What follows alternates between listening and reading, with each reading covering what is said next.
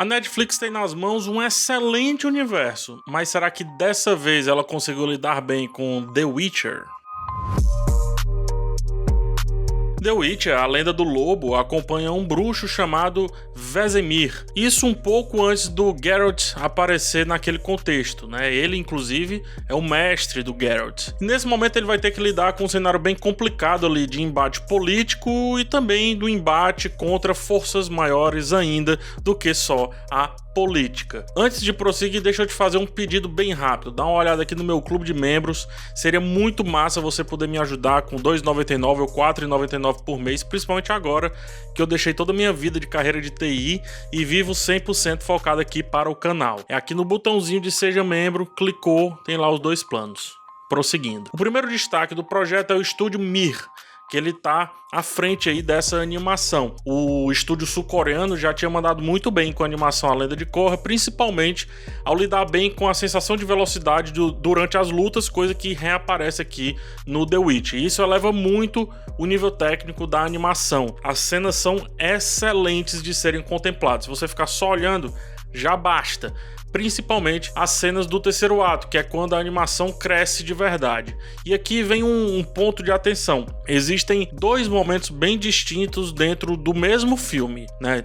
De novo, trata-se de um filme, não é um seriado, né? Existe um momento do começo pro meio, que é uma coisa, e no meio para o fim, que é outra completamente diferente. Eu acredito que a tentativa de nos fazer entrar naquele universo reflete um começo muito maçante, com flashbacks exagerados, idas e vindas que mais atrapalham o correr da história do que, de fato, adentrar naquilo tudo que está sendo mostrado. A narrativa corre para nos apresentar o Vesemir, né, o personagem principal, e também fazer os mais leigos nesse universo entenderem um pouco aquilo dali que está acontecendo. Assim, eu achei mais confuso do que, de certa forma, explicativo, o que me leva à conclusão de que realmente seria melhor o filme assumir o nicho, né, pegar apenas a galera que assistiu a série e seguir com eles mesmos. Então é aceitar que ele faz parte de um grande universo em vez de tentar explicar um detalhe ou outro de maneira ruim. É melhor não explicar do que mal explicar. Essa é a minha visão. E essa conclusão se dá porque pouco importa do que se tratam as ordens, né? Os detalhes dos problemas daquele cenário, por aí vai.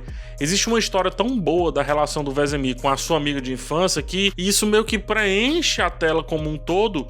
E muito do universo de The Witch passa a ser só um meio para trazer essa boa história para frente. A não ser por um elemento específico ali da narrativa que realmente precisava ser contado para a história acontecer, que é uma tramóia ali dos monstros e tal, o resto é gatilho para a real história dominar a trama, que é esse lance dele com a amiga dele, por aí vai. E ao fazer isso, o filme cresce consideravelmente do meio pro fim. Antes, salvam-se as excelentes e criativas, muito criativas cenas de ação, principalmente uma que o Vesemir luta em conjunto com a Tetra, que é uma outra bruxa ali, contra uma besta. Essa luta é de uma velocidade incrível, muita coisa acontecendo, e aí é que a animação mostra que realmente veio forte, né? E apesar desse desvio um pouco exagerado na história, a gente que já tá um pouco por dentro, ainda assim se faz interessante como foi essa criação desse cara, do protagonista, como é a criação de outros aspirantes a bruxo. Isso serve principalmente para quem só viu a série em live action e não tem sequer a intenção de jogar os jogos ou ler os diversos livros já lançados. Então perceber a diferença de luta de cada um, né, a diferença de conduta também, não só de luta, mas de conduta de cada um, que foi apresentado na série animada e também com o Geralt, né, na série live action, serve pra gente ficar fazendo essa comparação imagética ali dentro da nossa cabeça. E acaba respondendo demais a respeito de um universo que na TV, pelo menos aqui nesse cenário, ainda está em construção. Nos jogos não tanto mais, mas na TV ainda está em construção. Então veja só, o elemento ruim do começo, o problema é como ele foi feito, não por que ele foi feito. Entendam?